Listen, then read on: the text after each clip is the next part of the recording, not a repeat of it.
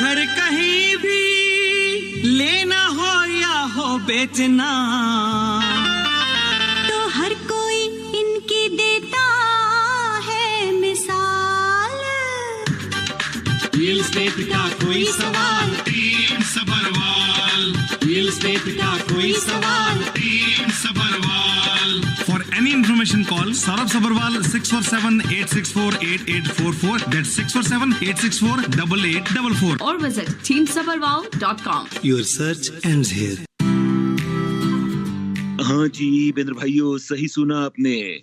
Real estate का search engine यानी कि टीम सबरवाल, teamsabharwal.com वेबसाइट जरूर विजिट कीजिएगा। और आपको बता दें, आप जानते ही है वैसे कि सबरवाल जी हमारे साथ जुड़ चुके हैं। इंतजार था आपको सबरवाल साहब का, तो लीजिए आज सवाल होंगे आपके, जवाब होंगे सबरवाल जी के। रियल एस्टेट का कोई भी सवाल, टीम सबरवाल। बेंद्र भाइयों, रियल एस्टेट का बेस्ट एक्सपीरियंस अगर आपको चाहिए, अगर आप घर खरीदते हैं, बाय करते हैं या इन्वेस्ट करते हैं, तो टीम सबरवाल से एक बार बात और मुलाकात जरूर करें। द बेस्ट प्राइस अगर आप आपका होम सेल करते हैं, अगर आपका ड्रीम होम बाय करना चाहते हैं, तो भी सबरवाल जी और उनकी टीम से मुलाकात कीजिएगा। न्यू कंस्ट्रक्शंस में आप इन्वेस्टमेंट करना चाहते हैं, कॉन्डो में इन्वेस्ट करना चाहते हैं या बाय करना चाहते हैं, तो टीम सबरवाल। आइए अब सीधे चलेंगे हम सबरवाल जी के साथ। स्टूडियोज की लाइन हम ओपन कर रहे हैं 416-593-0055, 416-593-0055। लीजिए साहब, आपके लिए लाइंस ओपन है। चलते हैं सीधे सबरवाल जी के पास। सबरवाल जी, बहुत बहुत स्वागत है आपका radio voice. Thank you very much Jatin भाई, और 2 हफ्ते की छुट्टी के बाद आपसे बात करने का फिर एक सौभाग्य मिल रहा है। Thank you very much Jatin भाई, मैं मिस कर रहा था आपको। हाँ जी, 2 हफ्ते से हमें भी लगता था कि वेडनेसडे आया ही नहीं है, लगता है कि आज वेडनेसडे आया और अब सबरवाल जी से मुलाकात होगी। सबरवाल जी, रियल एस्टेट अपडेट हमारे श्रोताओं को जरूर जी। अभी लेटेस्ट एक सर्वे अभी आया है, लेटेस्ट मैं 2 दिन पहले की बात कर रहा हूँ, जिसमें कि ये माना जा रहा है इकोनॉमिस्ट की तरफ से कि national average home price expected to increase by 5% in 2025। आपको याद होगा मेरे जाने से पहले किसी ने क्वेश्चन किया था, तो अब जो इकोनॉमिस्ट का सर्वे आया वो भी ये कह रहा है कि लगभग एवरेज प्राइस 5% बढ़ने की उम्मीद है 2025 में। इसमें जो है ये एवरेज है, इसमें 1% से लेके 10% तक है। टोटल 37 रीजन्स जो कनाडा के सर्वे किए गए उसमें से 33 के अंदर गेन है, और जो है 37 में से 33।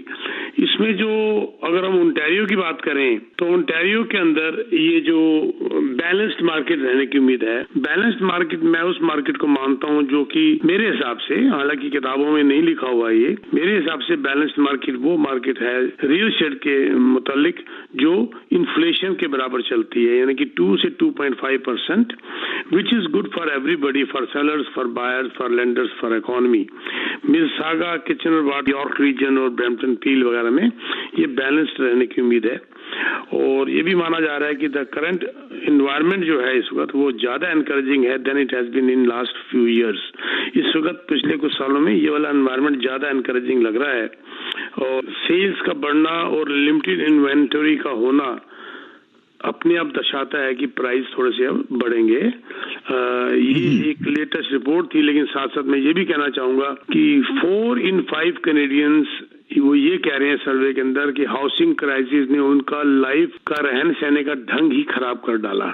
4 in 5 कैनेडियंस, बहुत एक दुख वाली बात है कि 5 में से 4 80% ये कह रहे हैं कि उनकी लाइफ स्टाइल बदल गई, उनकी मेंटल हेल्थ और मेंटल वेल बीइंग के ऊपर इसका बड़ा भारी असर पड़ा है। जी हाँ जी बेंद्र भाई, स्टूडियोज के नंबर 415590055। सबरवाल जी है हमारे साथ। आप स्टूडियो में कॉल करके रियल एस्टेट का सवाल हमें पूछ सकते हैं। सबरवाल जी, आपने सही ने कहा, इसीलिए सभी लोगों को अब इंतजार है 11 दिसंबर का, मॉर्गेज में क्या बदलाव। फर्स्ट टाइम होम बायर है तो हम घर ले या न ले, प्लीज जरूर गाइड करें। करें। ये जो अभी 11 दिसंबर की बात हो रही है, पहले 50 बेसिस पॉइंट चांसेस थे, लेकिन अब जो इस वक्त ट्रंप साहब ने दुखी कर रखा है, जो बोल रहे हैं फजूल के, अभी इनका जो कल का ट्विटर आया था रात का, वो पता नहीं जागे हुए थे रात को 12 बजे, क्या कर रहे थे आई डोंट नो, परसों की बात है।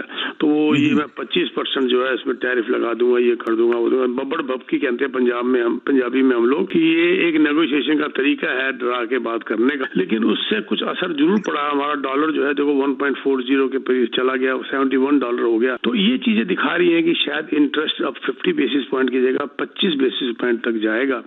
लेकिन टोटल जो इकोनॉमिस्ट, जो टीडी बैंक भी देख लो, बाकी इनकी रिपोर्ट देख के ये अंदाजा लग रहा है मेरे को कि जैसे अभी overnight rate bank of Canada का जो है 3.75 है, अगर ये 25 बेसिस पॉइंट गिरता है 11 दिसंबर को, तो ये रह जाता है 3. अब 3.5 अगर हम 2025 की बात करें तो टोटल 8 बार अनाउंसमेंट होनी है। 2008 बार अनाउंसमेंट के अंदर अगर मैं 6 बार मानूं तो ये 1.5 और नीचे जाता है 25 बेसिस पॉइंट के हिसाब से। तो मेरा मानना है कि एवरेज ओवरनाइट अगले साल के आखिर तक, एवरेज की बात नहीं, अगले साल के आखिर तक 2025 के लगभग 2.5 हमारा ओवरनाइट रहता है, यानी कि जो हमारा प्राइम है लगभग 4.5 4.75 विच इज वेरी फेयर। ये मेरे को अंदाजा लगता है। इनकी पंजाबी वाली बात है, बब्बड़ भपकियां सुनने के बाद अगर वो नहीं रहा, अगर वो पूरा अमल नहीं होता, जिसकी उम्मीद है कि नहीं होगा, क्योंकि अलग अलग बैंक ये बात कह रहे हैं कि ये सिर्फ एक किस्म से उनका डराना है नेगोशिएशन करने के लिए, तो फिर जो है इससे भी ज्यादा कम हो सकता है। लेकिन ये मेरे को फेयर लग रहा है कि जो मैंने आपको अभी बताया। जी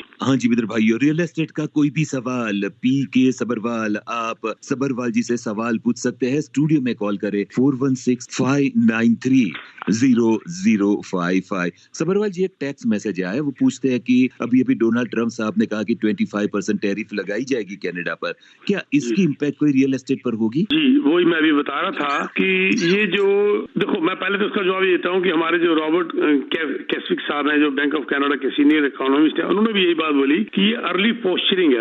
ये होता है ना नेगोशिएशन के लिए, देना दो नहीं देना मत दो, जैसे हम लोग रिलेशन में कहते हैं, इतने में देना, घर दो नहीं तो नहीं देना, है ना। जैसे एक और तरीका होता है, जैसे कहते हैं जी तनख्वाह बढ़ाओ, नहीं तो नौकरी करूंगा और क्या, ठीक है ना। वो धमकी जो है ना, वो ये अर्ली पोस्चरिंग है bye Trump.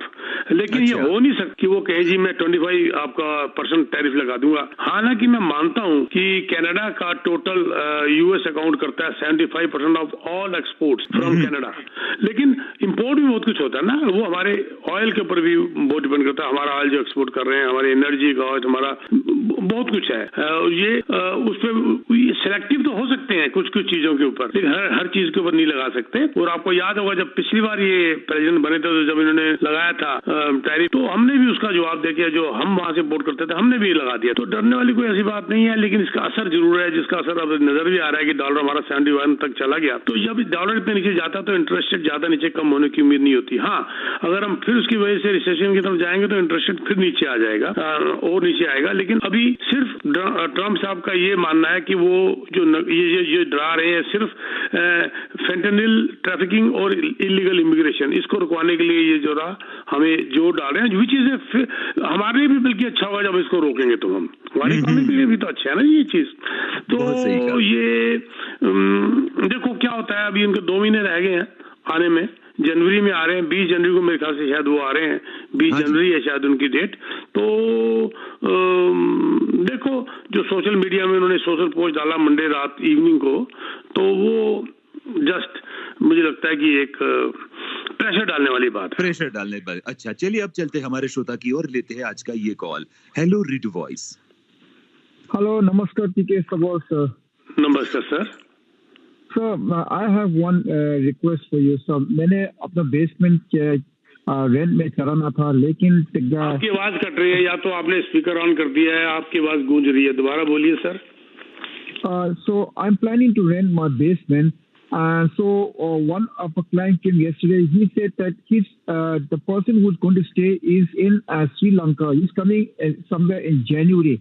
So documentation. So he's not even in Canada now. If he's in Canada, credit check, criminal check, or pay stuff या employees. अभी इस मामले में what can we do, sir, in order to? अभी रुकिए, आपका नाम क्या है? Kelsang Chombi, sir. या कैल्शियम। अच्छा आप सुनिए ध्यान से, ये जो आपके बांग्लादेश बोल रहे हैं और श्रीलंका, क्या बोला आपने, कहाँ से हैं? He's in Sri Lanka. He's coming here with his wife in January. नहीं समझ गया, जितना पूछूं उतना बताइए, बस रुकिए। श्रीलंका में है वो, यहाँ पर किस हैसियत से आ रहे हैं? एज ए न्यू इमिग्रेंट आ रहे हैं या क्या आ रहे हैं? He's coming as for the postgraduate study and his wife the work permit वो जो हाँ ठीक है, रुकिए। अब वर्क परमिट में आ रही है, how much she is getting?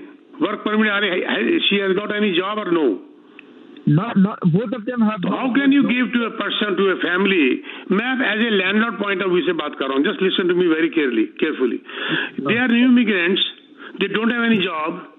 The husband is on study visa, whatever, and the wife is on work permit, but without work. Work permit without work. If they have no income, do you want to take a chance and give it on rent?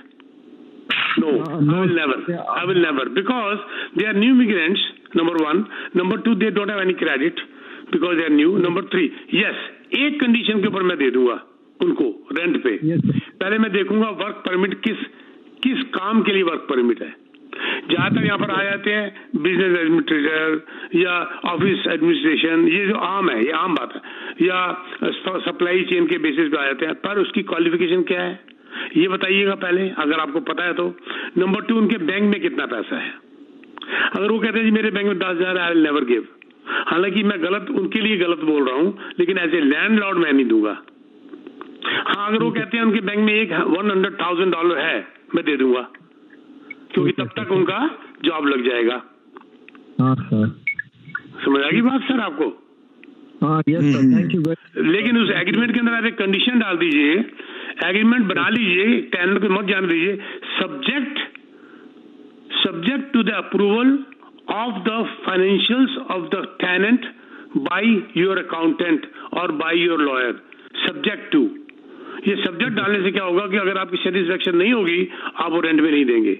अगर ये condition बिना डाले अगर आप rental agreement sign कर देते हैं तो you are bound to give it on rent. ठीक है सर, ठीक है, थैंक यू। बहुत खूब। इसीलिए सबरवाल जी की एडवाइस आपको सही डायरेक्शन बताती है। आइए चलते हम हमारे अगले श्रोता की और स्टूडियोज का नंबर भी बता दे, 4165930055। लेते हैं आज का ये call. Hello radio voice. Hello, can you hear me, sir? Yes, sir. Yes, please. Sir, my name is Piyush, and I'm self-employed for just last 1 year. Before Sorry, आपकी आवाज कट गई थी। आपने वो just 1 year क्या किया? आप 1 year पहले आए हैं क्या? नहीं sir. I became a self-employed. I opened my own business. Self-employed. Okay. Yeah, 1 year before. Before I had the whole credit history. I have been in Canada for 17 years. Yes. And now, as I look forward for now next 25-30 years of my life for my family, I want to buy a investment property to primarily to secure the future for my kids. To be very honest, don't take me wrong Satish, investment property पहले अपना future secure करिए, बच्चों का साथ में हो जाएगा। ठीक है, मैं आपके वर्ड को थोड़ा चेंज कर दूंगा कि आपका जो इन्वेस्टमेंट प्रॉपर्टी है, मैंने अपना बुढ़ापा पहले सिक्योर करना है, अपने आप बच्चों का सिक्योर हो जाएगा। अगर मैं बच्चों के लिए सिक्योर करने के लिए अपना इन्वेस्टमेंट प्रॉपर्टी कर रहा हूँ तो आपका बुढ़ापा कौन सिक्योर करेगा, मुझे ये बता दीजिए। ठीक है, I have already secured my बुढ़ापा। Beautiful sir, beautiful. आपकी एज क्या है सतीश जी? सर 42। बहुत अच्छी बात है, फिर तो मिलिए मेरे को आप। तो क्या मैं अपना सवाल पूछ सकता हूँ? बिल्कुल पूछिए सर। तो sir, so yeah, all that your concern that you said very rightly, I agree with you, and I have put that security for me and for my wife, for my future and my budhapa. Beautiful. Yeah. What my challenge is, my current mortgage for my own home that I live in is with Scotia Bank, and I have their step mortgage plan and HELOC and whatnot, right? Yes. They are given my self-employment history is only last 1 year. I don't have the consecutive 2 years, right? They are if I am asking to go and buy an investment property, they are only approving me for 700K, and I can hardly buy anything for 700K in this GTA market, right? And I don't want to go for a condo. What advice would you give me? Okay, now first of all, please tell me what is your principal home's price now? Approximately, I need your principal. आपके principal घर का price क्या होगा? सो जहाँ रहते हैं आप? 1.4 होगा सर। उसमें मॉर्गेज कितनी है जी? 850 की मॉर्गेज है। 850 की मॉर्गेज है, ठीक है ना जी। अच्छा, इसका मतलब ये हुआ अब आप सेल्फ एम्प्लॉयड है, लेकिन जब आप एम्प्लॉयड थे तो तब आपकी इनकम मिनिमम 165 थी?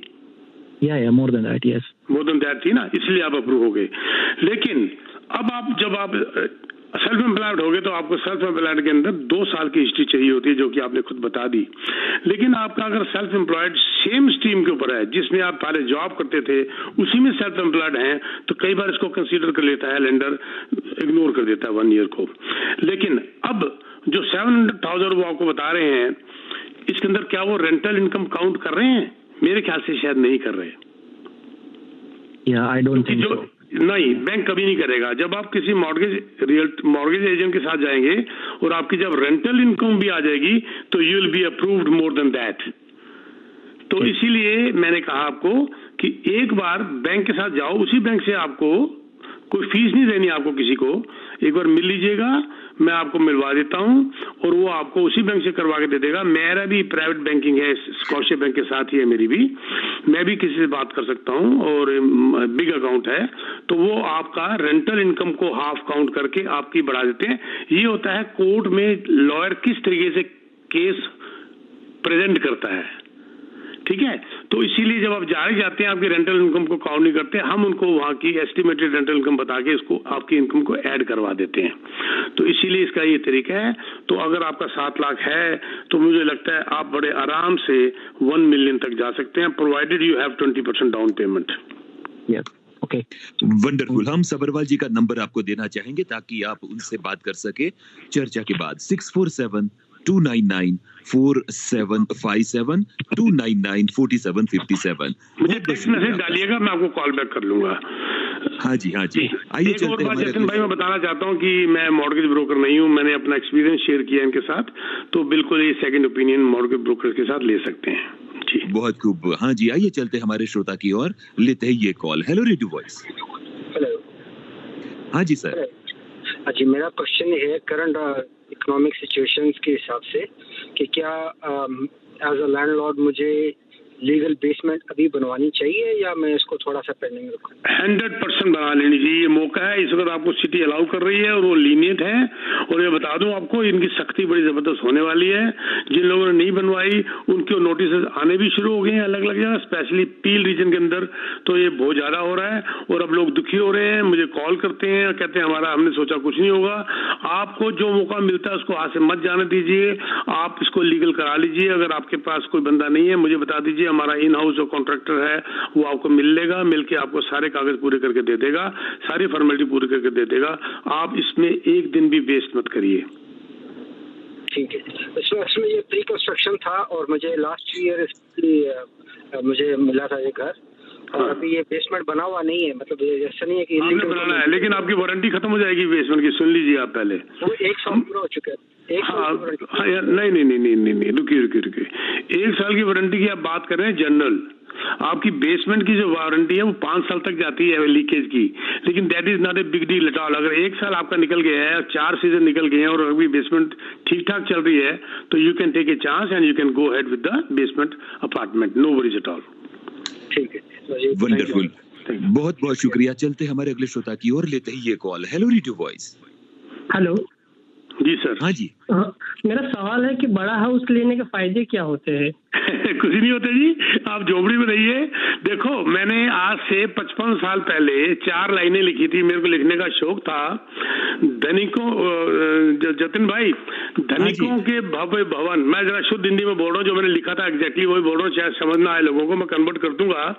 धनिकों के भव्य भवन, महल और महलों पर कॉटेज, कुटिया या कुटीर लिखा हुआ देख मैं सोचता हूँ, अगर ये धनिकों के भव्य भवन है मात्र भर कुटीर, तो मुझ जैसे निर्धर की झोपड़ी को क्या कहेंगे? ठीक है सर, ये 50 साल पहले मैं SRCC में पढ़ता था, वहां लिखा था। तो सर बिल्कुल भी फायदा नहीं है बड़े घर में रहने का, अगर आपको नींद नहीं आ रही तो। छोटी सी कुटिया में दाल चावल खाओ, प्रभु के गुण गाओ, बड़ा मजा आता है सर। नहीं, पर बड़े हाउस की प्राइस ज्यादा बढ़ती है, ऐसा कुछ है ना? छोटे की ज्यादा बढ़ रही है आजकल, क्योंकि लोग बड़ा ले नहीं पा रहे।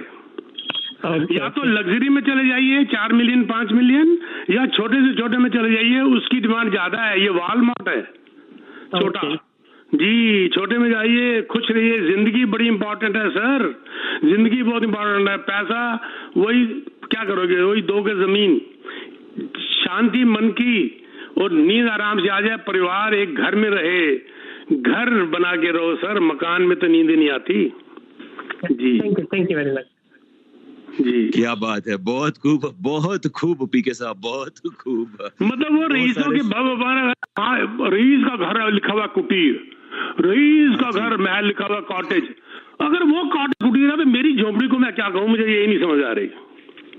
बहुत सही कहा, बहुत सही। और देखिए, घर बड़े होते हैं लेकिन घर के बीच के फासले बढ़ते रहे, यानी कि रिश्तों के फासले बढ़ते। किसी ने बहुत खूब कहा था कि इस कदर बढ़ने लगे हैं घर से घर के फासले, इस तरह बढ़ने लगे हैं घर से घर के फासले, दोस्तों से शाम के पैदल सफर छीने गए। यानी कि घर इतने नजदीक थे कि पैदल जाकर हम दोस्तों से मिलते थे, लेकिन घर बड़े हो गए, फासले बड़े हो गए। और जैसा कि आपने कहा, कुटिया में भी अगर नींद आती है, टाउन हाउस या रेंटल होम में भी नींद आती है, तो उससे बड़ा हाउस कोई नहीं हो सकता। बिल्कुल सर, मैं आपने क्या दिल खुश कर दिया। आप भी बड़े अच्छे जबरदस्त आप लिखते हैं बॉस, क्योंकि आपको याद है ना, मैंने मुंशी प्रेमचंद की 2 लाइनें जो बड़ी फेमस थी।